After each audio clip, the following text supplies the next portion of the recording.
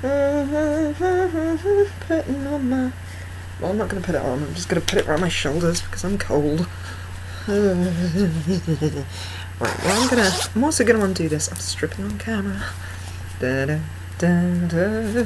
Because I want to show off my necklace. Look at this!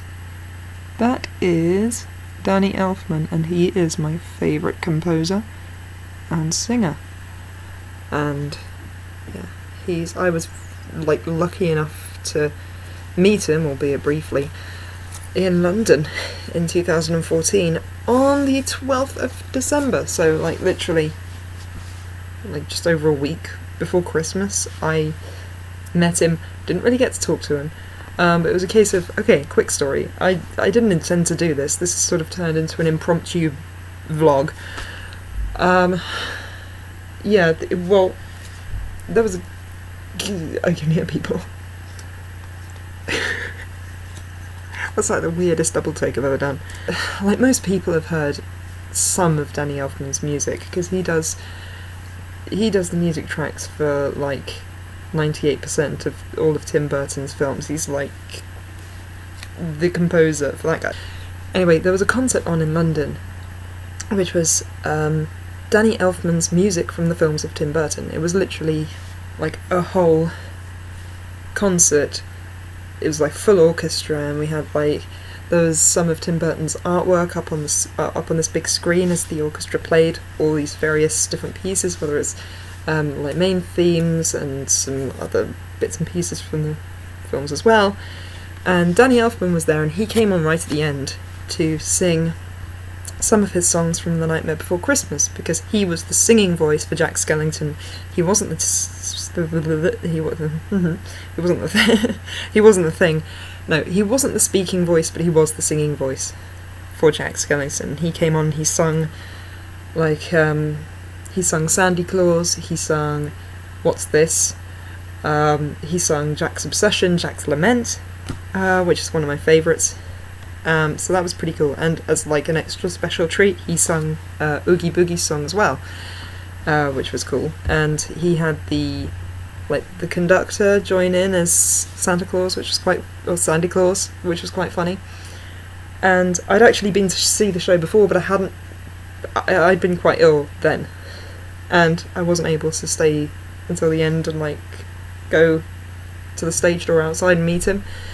So like when the show ended, like the second time I went to see it, that was 2014, the second time, as soon as it ended, I was like, okay, is he coming back on? He's not coming back on. Run! And we pegged it out of the, what would you call it? Like the, I want to say stadium, but it's not, the concert hall. We just ran out of there as fast as we could, and we shot around the back of the Royal Albert Hall, and we were like the first to the stage door, and we were just like waiting there to meet him. And as it turned out, he came out of a different door, and everyone sort of flooded to go and see him, and I was stuck right at the back. But that actually turned out to be like a strange blessing, because I had to wait to like move forward so he could sign. What did he sign in the end? He signed my concert ticket. Actually, I'll show you that. He signed my concert ticket, which was pretty cool. And like I say, I had to wait a while before I was able to like move forward like far enough to see him. And literally, I had like a few people behind me. I was almost right at the back. I had a couple of people behind me, and there was this one girl that was like literally like trying to climb over me, so I ended up elbowing her in the ribs just to get rid of her, because I thought that was so rude. But I waited. I was like one of the last people to like hand him something to sign, and I got that, and I was like, oh my god, that's amazing, I got Danny Elfman's signature, his autograph, and I've got a photograph of, you know, with him as well, and I was with a couple of friends at the time too, and the picture was taken by Craig. And after this, I thought, okay, this is probably never, ever gonna happen again in my life. I'm gonna go for it. And I walked up to him, like, and I was wearing about 5 layers because it was so cold, so I was kind of walking like a penguin. And I was like, excuse me, Mr. Elfman. And he turned around and looked at me, and I was like, is it alright if I give you a hug? And he gives the nicest hugs. I do have to say that. I know it sounds strange, but like he gave me a hug, and I was expecting like a really quick sort of here we go, yeah, off you go. That happened, and he was about to let me go, and then he sort of hugged me again for longer, and he like hugged me tighter and then let me go, and I was like, oh my god, I just got hugged by Danny Elfman, because he's like my biggest hero ever, and that was amazing to have that happen, and you know that's probably never going to happen again in my life. So to sort of commemorate that, there is the ticket that he signed, and I'll put the pictures actually.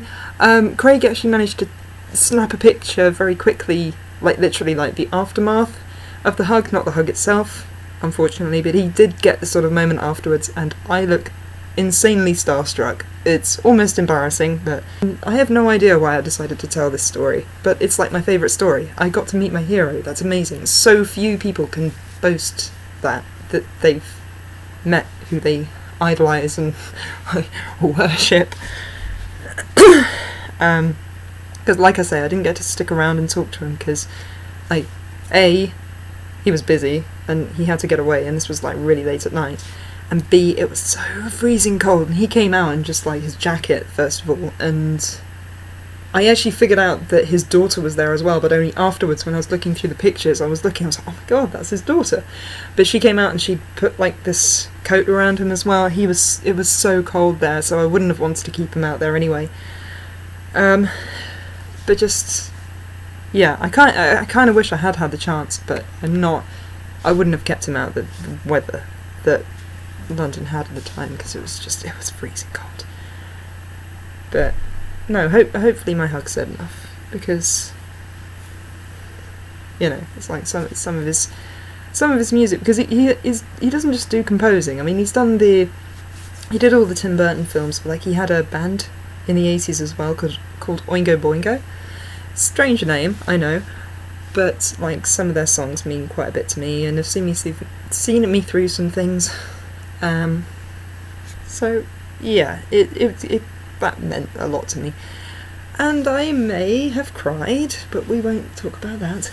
Anyway, that's the end of this story. Don't know why I wanted to say it. This will probably go up as a separate video, because this was just like my usual about to record vlog thing, which is why there wasn't like an intro at the start of this video. This was just me like getting acquainted with my camera again. Just, hi camera, love you. And I love all you guys too, and I will see you in the video I'm about to record. Which is Slime Rancher. Oh, whoopsie daisy. I'm cold. So, see you guys in the next video. Bye!